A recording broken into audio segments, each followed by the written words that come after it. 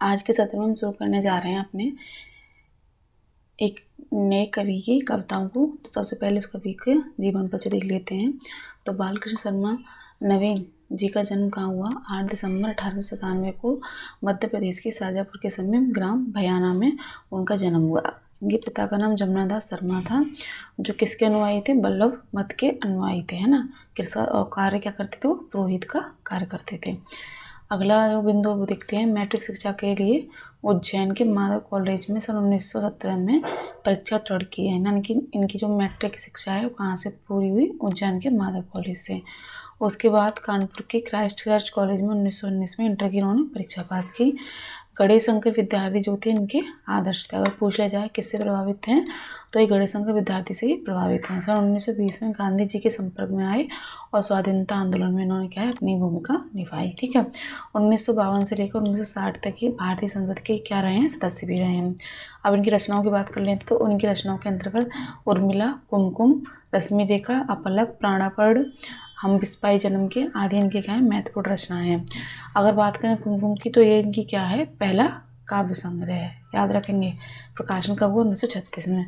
अगर पुरस्कार की बात करें तो इन्हें 1960 में क्या है? पद्म भूषण से सम्मानित किया गया। संपादन कार्य को देखें तो इन्होंने प्रताप पत्रिका, प्रभा पत्रिका का संपादन किया। प्रभा का जो संपादन की कालावधि है, समय अवधि है, वो 1921 से लेकर 1923 है। बात करें इनकी मृत्यु की, तो इनकी मृत्यु कब हुई? तो इनकी मृत्यु 29 अप्रैल 1960 में कहाँ हुई? कानपुर में हुई। ठीक है। अब चलते अपनी कविता की ओर। तो बालकृष्ण शर्मा द्वारा रचित जो कविता है वो है क्या? विप्लव गान। ठीक है, विप्लव गान, है ना। तो विप्लव गान का ही नाम है कवि कुछ ऐसी तान सुनाओ। इसकी जो आगे की पंक्तियां हैं जो आपके सिलेबस में लिखा है, विप्लव गान और कवि कुछ ऐसी तान सुनाओ, तो वो किसकी रचना है? बालकृष्ण शर्मा नवीन की। तो विप्लव गान का मतलब क्या होता है? विप्लव का अर्थ होता है क्रांति, है ना। क्रांति से ओतप्रोत गीत। ठीक है। चलते हैं अपनी कविताओं की ओर। तो यहाँ पे पहले पंक्ति देखते हैं। कभी कुछ ऐसी तान सुनाओ जिससे उथल पुथल मच जाए, एक हिलोर इधर से आए, एक हिलोर उधर से जाए। यानी कि जो बालकृष्ण शर्मा नवीन जी हैं, तो ये क्या कह रहे हैं कि हे कभी कुछ ऐसी तान सुनाओ जिससे उथल पुथल मचे, यानी कि सब तरफ क्या हो जाए? क्रांति की उथल पुथल मच जाए। एक हिलोर इधर से आए, एक हिलोर उधर से आए। यानी कि जो क्रांति की जो लहर है, एक लहर इधर से आए और एक लहर दूसरी दिशा से आए। प्राणों के लाले पड़ जाएं, त्राही के रब नभ में छाए। यानी कि क्या है? जब क्रांति हो तो क्या हो? प्राणों के लाले पड़ जाएं। जो अत्याचारी हैं, जब ब्रिटिश सरकार जब दमनकारी नीति अपना रही थी और भारतीय जब अत्याचार कर रही थी, तो उसके संदर्भ में इन्होंने क्या है? नवयुवकों को क्रांतिकारी होने का क्या है? परिचय दिया। और कैसे हो जाए उनका क्रांतिकारी रूप? कैसा हो कि प्राणों के लाले पड़ जाए, यानी कि जो अत्याचारी हैं उनके प्राणों के लाले पड़ जाए। त्राही त्राही रब में नभ में छाए। और जो उनकी जो क्रांति से क्या हो? हर तरफ त्राही त्राही छा जाए। नभ यानी कि आकाश। ठीक है। नाश और सत्यानाशों का धुआंधार जग में छा जाए और सब तरफ क्या हो? अत्याचार का नाश हो और जो उसकी धुआं हो, यानी कि जो उसकी आग हो, वो जग में छा जाए। बरसों आग जलत जल जाए, भस्मात भूधर हो जाए। यानी कि चाहे क्रांति करने से आगे क्यों ना चल जाए, और ये जो क्या है? भूधर है, यानी कि आसमान भस्म ही क्यों ना हो जाए, और जो समुद्र है, सागर में जल क्यों ना जाए, पर कैसी तान सुनाओ? क्रांति की तान सुनाओ। पाप पुण्य सद सद भावों की धूल उड़ उड़ दाएं बाएं। यानी कि जब क्रांति आएगी तो क्या है? पाप पुण्य के जो भी भाव हैं, चाहे वो इधर उधर उड़ ही क्यों ना जाएं, पर एक बार क्या है? अपने अंदर क्रांति की ज्वाला को प्रदर्शित अवश्य करो। ठीक है। नभ का वक्ष स्थल फटे या चाहे आकाश का वक्ष स्थल ही क्यों ना फट जाए, तारे टूक टूक हो जाएं, और क्या? तारे टूट ही जाएं। कभी कुछ ऐसी तान सुनाओ, कहे कभी कुछ ऐसी तान सुनाओ जिससे क्या है? क्रांतिकारी के अंदर और क्रांति के भाव उठ जाएं। माता की छाती का अमृत में पे कालकूट हो जाए। और जो माँ की जो छाती है ना, सो का अमृत, यानी कि जो उनका अमृत है वो किस समान हो जाए? कालकूट विष के समान हो जाए। आंखों का पानी सूख जाए। और कैसा दृश्य होगा कि चाहे वहाँ पे आंखों का पानी ही क्यों ना सूख जाए, वे शोणित की घूटे हो जाएं और वहाँ हर तरफ क्या हो, रक्त की धारा बहने लगे। एक और कायरता कहाँ पे, गतानुगति विगलित हो जाए, यानी कि एक और जो अत्याचारी हैं वो कायरता हैं के रूप से कांपने लगे, यानी कि अब जो वो कार्य कर रहे हैं देशवासियों को सताकर, वो चाहे कांपने क्यों ना लगे, पर तुम क्या है अपनी ज्वाला को आगे बढ़ाते रहो। अंधे गूढ़ विचारों की वे अचल शिला विचलित हो जाए, चाहे जो पुरानी पारंपरिक परंपराएं हैं, है ना, जिनके कारण क्या है रूढ़ियाँ फैली हुई हैं, वो उन सब में भस्म हो जाएं। ठीक, दूसरी ओर कपा देने वाला गर्जन उठ जाए, और फिर चाहे दूसरी दिशा से क्या हो, और क्रांति की लहर उठे, है ना, जिससे क्या है हर तरफ गर्जना मच जाए। अंतरिक्ष में एक उसी नाशक तर्जन की ध्वनि मंडराए, और अंतरिक्ष में क्या हो, सिर्फ क्रांति की ही ध्वनि सुनाई दे। ए कभी कुछ ऐसी तान सुनो, हे कभी तुम कुछ ऐसी तान या ऐसी लय सुनाओ जिससे क्या है संसार में उथल पुथल मच जाए, नियमों और उपनियमों के बंधक टूट टूट हो जाएं, और जो नियम उपनियम जो समाज में बने हुए हैं, जो व्यक्ति की प्रगति को रोकते हैं, वो क्या हो, टूट जाएं। ठीक है, विशंबर की पोषक बीड़ा के सब तार मुक्त हो जाएं, और जब विशंबर की जो पोषक बीड़ा, जो बीड़ा के जिस प्रकार तार टूट जाते हैं अधिक दबाव आने के कारण, ठीक उसी प्रकार क्या है तुम अपने विचारों से या अपनी क्रांति से जो ये सामाजिक रूढ़ियों के तार हैं पीड़ा के, उसको तोड़ दो। शांति दंड टूटे उसे महारुद्र का सिंहासन थर्राए, यानी कि जो जब क्या कहते हैं ब्रिटिश सरकार जब अत्याचार करती थी तो सब क्या था, शांति से सहते थे, लेकिन क्या है कि हे कवि तुम ऐसी तान सुनाओ जिससे क्रांतिकारी और प्रोत्साहित हो, और उनसे जो है शांति का ये दंड टूट जाए और रुद्र का सिंहासन थर्राए, और ये सिंहासन है वो क्या है थरथराने लगे उनकी दहाड़ से। ठीक है, उसकी श्वासोच्छ्वास दाही का विश्व के प्रांगण में गहराए, और नाश नाश हो, हाँ महानाश की प्रलंकारी आँख खुल जाए, कभी कुछ ऐसी तान सुनाओ जिससे उथल पुथल मच जाए।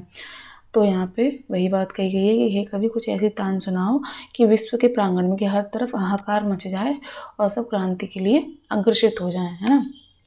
सावधान मेरी बीड़ा में चिंगारियाँ आन बैठी हैं, टूटी मिजरबों उंगलियाँ दोनों मेरी ऐठी हैं। अब देखिए इस प्रसंग में कवि क्या कहने जा रहा है कि सावधान हो जाओ, मेरी जो बीड़ा है तो उसमें क्या है क्रांति की जो चिंगारी है वो क्या है सुलग रही है ना।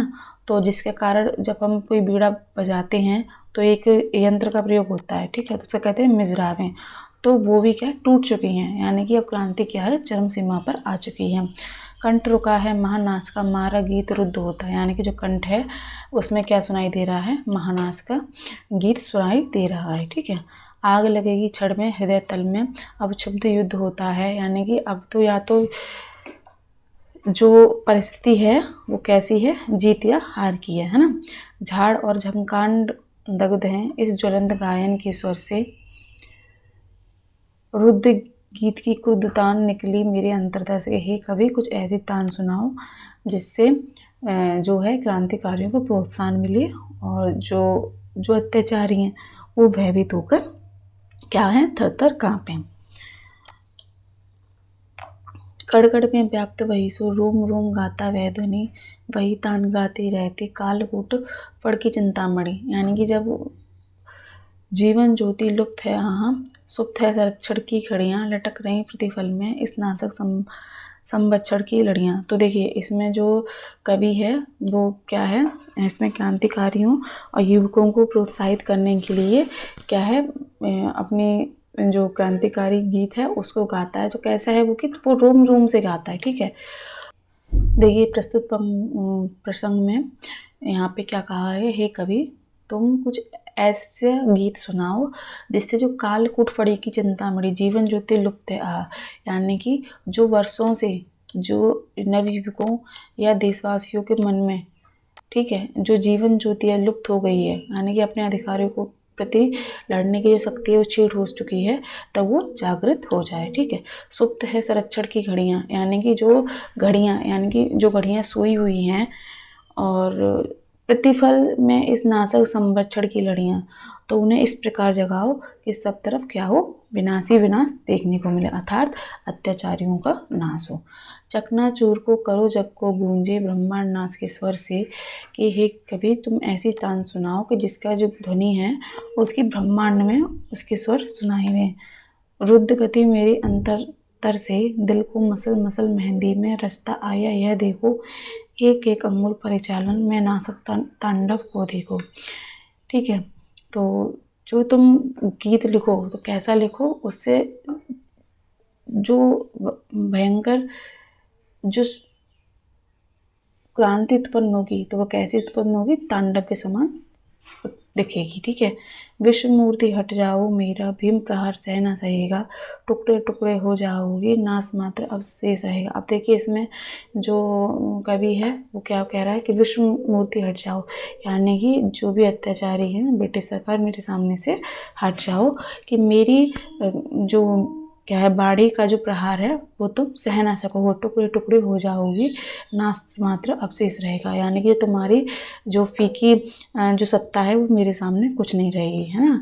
तो आगे चलते अपनी अगली पंक्तियों पर, आज देख आया हूँ जीवन के सब राज समझ आया हूँ, भूप विलास में महानाश के पोषक सूत्र परख आया हूँ। कि यहाँ पे कवि क्या कहने लगा, आज मैं जीवन देख कर आया हूँ, है ना, कि सब राज समझ आया हूँ, कि जो तुम्हारी जो सत्ता है उसकी सत्ता के अंतर्गत क्या क्या अत्याचार और नीतियाँ चलती हैं उन सबको मैं देख आया हूँ, भू विलास में महानाश के पोषक सूत्र परख आया हूँ, और इसका अंत कैसे हो सकता है, सिर्फ विनाश से ही इसका अंत हो सकता है। जीवन गीत भुला दो कंठ के, यानी कि जीवन दायिनी जो गीत हैं, जो श्रृंगार दायिनी जो गीत हैं उन गीतों को भुला दो, और कैसे गीत गाओ, मृत्यु गीत गाओ, यानी कि मृत्यु गीत के स्वर दो, है ना। तो ये समय कैसा है, क्रांति का है। रुद्ध गीत की क्रुद्धतान है निकली मेरे अंतरतल से, और ये क्या है, जो ये गीत निकल रहा है वो कैसा है, रुद्ध गीत, यानी कि क्रोध से परिपूर्ण जो गीत है ये उसकी तान है जो मेरे मन से निकल रही है। तो यहाँ पे जो आपके बालकृष्ण शर्मा नवीन हैं, इन्होंने अपनी जो कविता की पृष्ठभूमि बनाई है वो क्रांति के गीत को बनाई है, यानी कि जब ब्रिटिश सरकार का राज था तो वो कैसे सब पे अत्याचार करते थे, तो जो नवयुवक थे या जो देशवासी थे वो उनका विद्रोह नहीं कर रहे थे। तो इसमें वही बात कही गई कि हे कवि कि तुम कुछ ऐसी तान सुनाओ तो जो लोग सोए हुए हैं, जो अपने अधिकारों सम्मान के प्रति सचेत नहीं हैं, वो क्या है, सचेत हो जाएं और अपने अधिकार के लिए लड़ें। तो ये उनकी पृष्ठभूमि रही इस कविता की।